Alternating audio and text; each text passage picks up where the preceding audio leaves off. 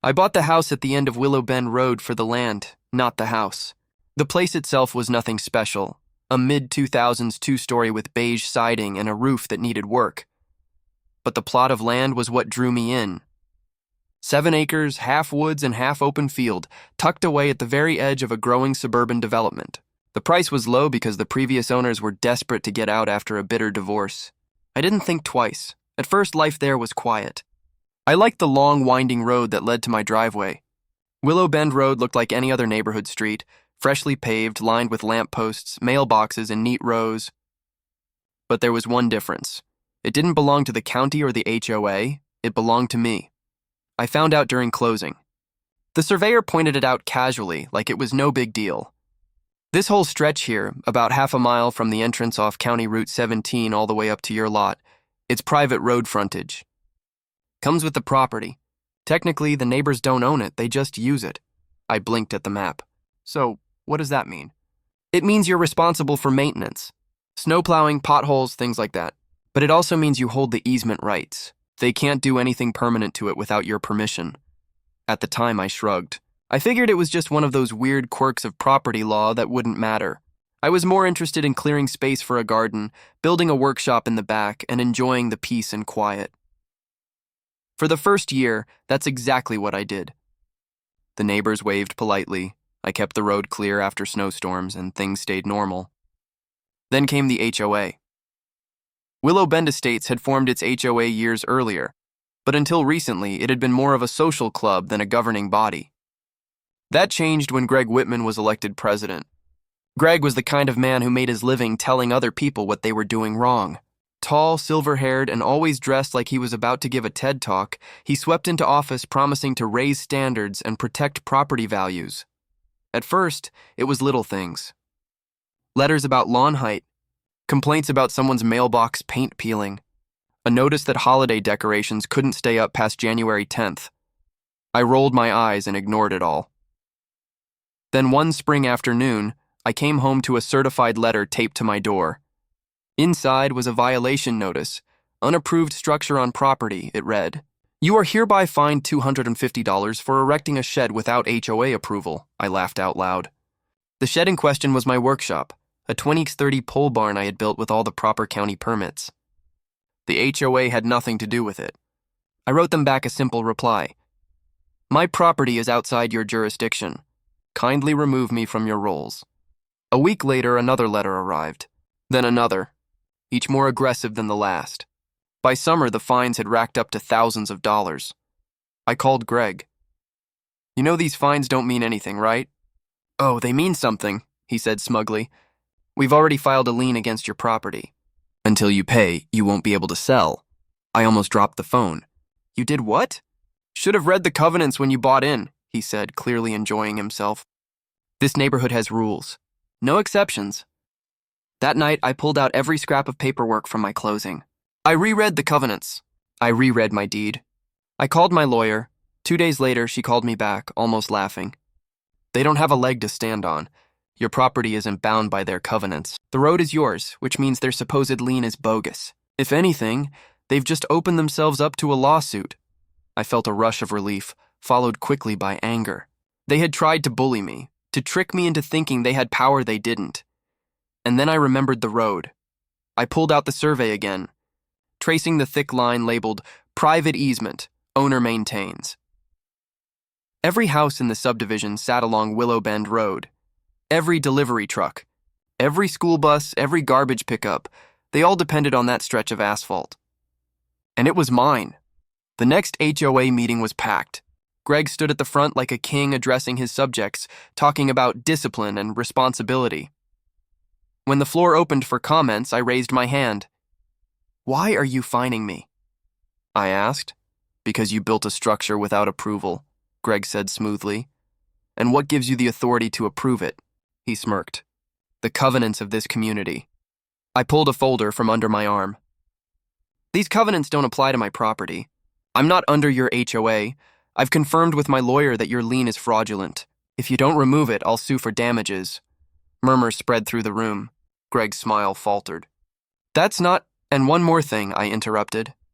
Willow Bend Road is my property. Every inch of it. The HOA has no right to make changes to it without my consent. That includes the speed bumps you installed last month, the security cameras you put up, and the landscaping you just approved for the entrance. All of it is unauthorized." The room went silent. Greg's face turned a deep shade of red. "You wouldn't dare," he hissed. I leaned back in my chair, smiling. "Try me." For the first time, Greg didn't have an answer. I walked out of that meeting with my heart pounding, adrenaline buzzing through my veins. The fines had been annoying, even insulting. But now, I realized I had the upper hand. They thought they could bleed me for $70,000. They had no idea I owned the ground under their feet. The next week, I woke up to find another letter from the HOA in my mailbox. Certified, of course. I tore it open at the kitchen counter with my coffee. Failure to comply with HOA regulations. Balance due, $18,250. Immediate payment required to avoid escalation. I actually laughed out loud. They were doubling down. Greg must have thought I was bluffing. Fine, I thought. Time to show him what leverage really looks like. That afternoon, I called my lawyer again. I want to draft a formal cease and desist. The HOA is not authorized to operate on my road. They're installing structures and collecting dues for maintenance on something they don't own, she chuckled. Greg really doesn't know what he's walked into, does he? Nope. And I want them to know I'm serious. 2 days later, I hand-delivered the letter to the HOA's management company. It outlined, in painstaking legal language, that the HOA had no rights to Willow Bend Road, that all liens against my property were invalid, and that any further interference would result in legal action. I figured that would shut them up. Instead, Greg doubled down again. The next HOA newsletter arrived in glossy paper, slipped into every mailbox in the neighborhood. The front page headline read, "Resident endangers community by refusing to pay fines." Beneath it was a photo of my workshop taken from the road. Greg had even added a caption, "Unapproved structure, lowers neighborhood property values." My blood boiled. That weekend, I noticed cars slowing down as they drove past my property. Neighbors I used to wave to suddenly avoided eye contact. Someone even left an anonymous note on my porch. "Stop making trouble. Pay your dues." I could feel Greg's fingerprints all over it. He wanted to isolate me, make me the villain, push me until I caved. He had no idea I was just getting started. The first move was simple. I put up signs. At both entrances to Willow Bend Road, I installed sturdy wooden posts with reflective signs that read, "Private road, trespass by permission only," underneath. In smaller print, "Owner reserves all rights. HOA has no authority." The reaction was immediate. The next morning, I saw Greg himself standing at the entrance, red-faced, ripping one of the signs out of the ground. I stepped out of my truck, camera in hand, and snapped a photo, smile. "Greg," I called, "that's vandalism of private property." He dropped the sign like it was hot coal and stormed off without a word, but the battle lines were drawn. The HOA started pushing harder. They hired a plowing service and sent me an invoice for road maintenance fees. I sent it back with a note. "Road is privately owned. Your payment is not required, nor will it be accepted." Greg tried a different angle. He called the county. A zoning officer showed up one afternoon, clipboard in hand. "Got a complaint," he said sheepishly. "They're saying your workshop violates neighborhood restrictions." I showed him my permits, signed and stamped by the county itself. He shrugged. "Looks fine to me. They really don't like you, huh?" "That's an understatement," I muttered. When official channels failed, Greg turned to harassment. I'd find flyers taped to my mailbox accusing me of being a free rider. A few times, late at night, I'd hear cars revving their engines outside my house, headlights sweeping across my windows. It was childish, and it made me even more determined, so I pulled the trigger on my next move. See, Greg had been collecting HOA dues from every resident, a portion of which supposedly went to road upkeep. But since I owned the road, none of that money had ever actually gone to me, so I sent the HOA a bill, invoice, use of Willow Bend Road, Jan, Dec. Total due, $45,000. When Greg got it, he called me immediately, practically sputtering through the phone. "You can't be serious. This is extortion." "Extortion?" I said calmly. "I maintain the road. Snow plowing, pothole repairs, grading, that costs money. Your HOA has been collecting fees for a service you don't provide. If you don't want to pay, that's fine. But in that case, I'll restrict access. You wouldn't dare. Try me. I hung up before he could answer. The following week, I made good on the threat. Early Saturday morning, I hired a crew. By noon, there was a brand new swing gate installed across Willow Bend Road right at the entrance from the county highway. Heavy steel posts sunk into concrete, a double-wide gate with a lock. When the first carload of neighbors pulled up, they slammed on their brakes in shock. I stepped out of my truck, waved, and walked over. "Morning," I said cheerfully. "Private road." Access for authorized users only. They looked like they'd swallowed lemons. Within an hour, Greg was on the scene, practically foaming at the mouth. "You can't do this," he screamed, waving his arms. "You're blocking access to dozens of families." "Correction," I said. "I'm restricting unauthorized use of my property." "You want access? Fine, we can negotiate a road use agreement. Until then, the gate stays," he threatened to call the sheriff. I told him to go ahead. When the deputy arrived, I explained the situation, showed my deed, showed the survey. The deputy read it over, looked at Greg, and said, "He owns it." "Nothing I can do." Then he tipped his hat to me and left. Greg's face looked like it was about to explode. That night, as I sat on my porch watching the sunset, I knew the war was far from over. Greg would come back swinging and harder than before, but now for the first time I wasn't just defending myself, I was on the attack. The gate changed everything. For the first week, it was pure chaos. Cars backed up onto the county road as people fumbled with the lock. I gave keys to the handful of neighbors I actually liked, folks who'd waved at me, minded their own business, and never joined Greg's witch hunt. Everyone else? No key. The tension was palpable. People were furious, honking horns, pounding on the gate, yelling up at my house like I was some kind of tyrant.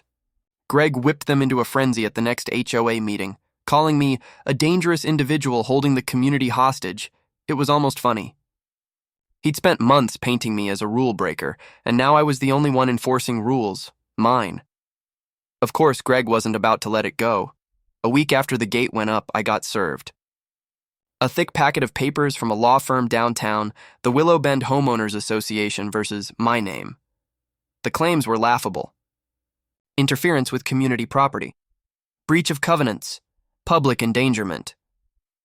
The HOA was suing me for damages, demanding I remove the gate and pay them back for all their losses. I called my lawyer. She practically cackled. "This is the weakest case I've seen in years. They're suing you over land you own. It's like someone trying to sue Walmart for closing at 10 p.m. "So what's the play?" I asked. "Simple. We countersue. Fraudulent lien, harassment, unauthorized use of your property. Oh, and by the way, if they've been collecting money for road maintenance, that's potentially embezzlement. We'll want to audit their books." The thought of Greg sweating bullets over an audit nearly made me giddy, but Greg wasn't sweating yet. He doubled down again. 2 nights later, I was jolted awake at 2 a.m. by the sound of grinding metal. I grabbed a flashlight, slipped on my boots, and went outside. There, at the gate, were 3 men in hoodies with bolt cutters trying to snap the chain. One of them was Greg. "Hey!" I shouted. The beam of my flashlight caught them like deer in headlights. They froze. Greg dropped the cutters and stepped forward, blustering. "This is illegal!" "We're taking back our road." I held up my phone, already recording. "Smile for the camera, Greg. That's trespassing, vandalism, and attempted theft." The other 2 men bolted into the dark. Greg stood there for a moment, seething, before stomping away. I sent the video straight to my lawyer. The next morning, half the neighborhood knew. Word spread fast, and not everyone was on Greg's side anymore. Some people started asking questions. Why was the HOA spending dues money on lawsuits? Why was the president sneaking around at night with bolt cutters? Why wasn't this supposed $70,000 fine being used for anything productive? Greg tried to spin it, but cracks were forming. I could see it in the way neighbors stopped attending his meetings, or how cars that once drove past my house without slowing now lingered. Windows rolled down. Drivers curious rather than hostile, and I made sure to feed that curiosity. Every week, I posted updates on a public bulletin board I built right at the gate. Documents, survey maps, letters from my lawyer. I stapled Greg's lien notice next to my deed with big red letters. Fraudulent. I even posted the invoice I'd sent the HOA, road use fee, $45,000. People laughed at first. But when I explained, calmly in detail, that Greg had been collecting money for road maintenance he had no right to touch, the laughter turned to anger. One neighbor, an older guy named Tom, knocked on my door one evening. "You know, I never liked the idea of an HOA," he said, shaking his head. "I only joined because Greg scared everyone into thinking we'd get sued if we didn't. But if what you're saying is true..." "It's all true," I told him, "and I can prove it in court." "Then I'll back you up," Tom said firmly. Soon, more followed. People who had once glared at me in the grocery store now waved cautiously. Some even asked for copies of my documents. The tide was turning, but Greg wasn't done. He called an emergency HOA meeting, mandatory attendance. He announced, to vote on extraordinary measures to preserve community integrity. I showed up, folder in hand, and sat in the back. The room was packed, everyone murmuring nervously. Greg strutted up to the podium like a general rallying his troops. "This man," he declared, pointing at me, "is extorting us. He's locked us out of our own neighborhood. He's billing us for using the road we've all maintained for years. We must take decisive action." He held up a piece of paper. "Tonight, I propose a special assessment, $1,000 per household, to fund our legal fight. If we don't stand together, he'll bleed us all dry." Gasps filled the room. $1,000 was no small amount. That was my cue. I stood, calm as could be. "Greg, before you railroad these people into giving you more money, maybe you should explain where the existing money went. The dues you've been collecting for road maintenance. Care to share the invoices? The contractor names? The receipts?" The room went dead silent. Greg's face twitched. That's confidential board business." I held up my folder. "Not anymore. My lawyer has already filed a motion to audit the HOA's finances. Every dollar you've collected, every cent you've spent, it's all going to come to light. So go ahead. Ask these people for $1,000. Just remember that when the truth comes out, they'll know exactly what you did with it." For the first time, Greg stammered. He tried to bluster, to spin, but the room wasn't buying it. People started shouting, "Yeah, where's our money, Greg? You said the road was covered. Why are we paying twice?" I walked out before the shouting match could end, the sound of Greg drowning under the weight of his own lies echoing behind me. As I stepped into the cool night air, I knew the war was entering its final phase. Greg had thrown everything at me: fines, harassment, lawsuits, even midnight sabotage. And now, finally, the neighborhood was starting to see him for what he really was. The only question left was how hard he'd fall when it all came crashing down. The day of the court hearing dawned gray and cold, the kind of weather that makes everything feel heavier. I pulled into the courthouse parking lot with a folder under my arm and my lawyer by my side. Greg was already there, standing with 2 board members and a lawyer who looked like he hadn't slept in weeks. When Greg spotted me, he tried for his usual smirk, but it didn't stick. His eyes darted nervously, his hands tugging at his suit jacket. Inside, the courtroom filled quickly. Half the neighborhood had shown up, eager to see the showdown. I could feel the weight of their stares as I sat down. Some looked hopeful. Some looked nervous. All of them looked tired of the circus Greg had created. The judge, an older man with sharp eyes and a reputation for cutting through nonsense, took his seat. "Let's get to it," he said briskly. Greg's lawyer opened with a performance that would have been laughable if it weren't so desperate. He painted me as a rogue neighbor, endangering the community by restricting access to shared property. He called the gate a weapon of extortion. He even had the nerve to wave a copy of the $70,000 fine notice like it was gospel. When he finished, the judge leaned back. "All right, let's hear from the defendant." My lawyer stood calmly. She didn't waste time with theatrics. "Your Honor, the facts are simple. My client owns the road in question. We have the deed, the survey, and county records to prove it. The HOA has no authority over it, and their attempt to place a lien was not only invalid but fraudulent. Furthermore, the HOA has been collecting dues from residents for road maintenance on property they don't own, which raises serious questions about financial mismanagement." She handed the judge a thick stack of documents. He flipped through them, his brow furrowing deeper with every page. Then she dropped the hammer. "We also have video evidence of the HOA president, Mr. Whitman, attempting to cut the lock on my client's gate in the middle of the night. That video has been submitted as Exhibit D." The judge raised an eyebrow. "Is this true, Mr. Whitman?" Greg's face turned the color of a ripe tomato. He sputtered, I was trying to restore access to the community. The judge cut him off with a sharp rap of his gavel. At 2 in the morning with bolt cutters? A ripple of laughter spread through the courtroom. Greg shrank in his seat. By the time my lawyer finished, the air was thick with the smell of blood in the water. Greg's lawyer looked like he wanted to disappear. The judge took a long pause, then spoke slowly, each word heavy. Mr. Whitman, this court finds that the HOA acted outside its authority in filing fines and liens against the defendant. These actions are hereby declared null and void. Furthermore, the evidence strongly suggests mismanagement of HOA funds. I am ordering a full independent audit of Willow Bend Estates Homeowners Association, effective immediately. Gasps filled the room. Greg's face crumpled. As for the defendant's counterclaims, the judge continued, trespassing and harassment are matters for civil court, but I will say this. Mr. Whitman, you have placed this community in jeopardy with your reckless actions. Consider yourself fortunate I'm not referring this to the district attorney. The gavel came down. Case dismissed. It was over. I walked out of that courtroom lighter than I'd felt in months. Neighbors clustered around, some offering congratulations, others sheepishly apologizing for siding with Greg. I didn't gloat. I just smiled, shook hands, and told them the truth. All I wanted was to be left alone. Now maybe we can all get back to living our lives. But Greg wasn't done paying for his arrogance. The audit hit like a sledgehammer. Within weeks, the results spread through the neighborhood like wildfire. Thousands of dollars unaccounted for.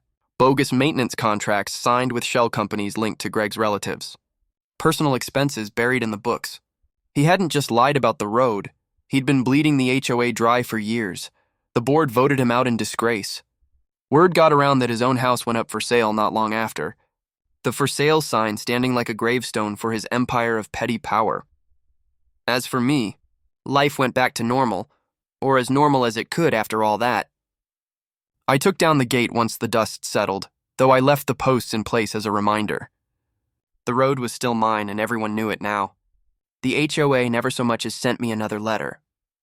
One evening, a few months later, I sat on my porch with a glass of whiskey, watching the sun set over my fields. The air was warm, cicadas humming in the trees.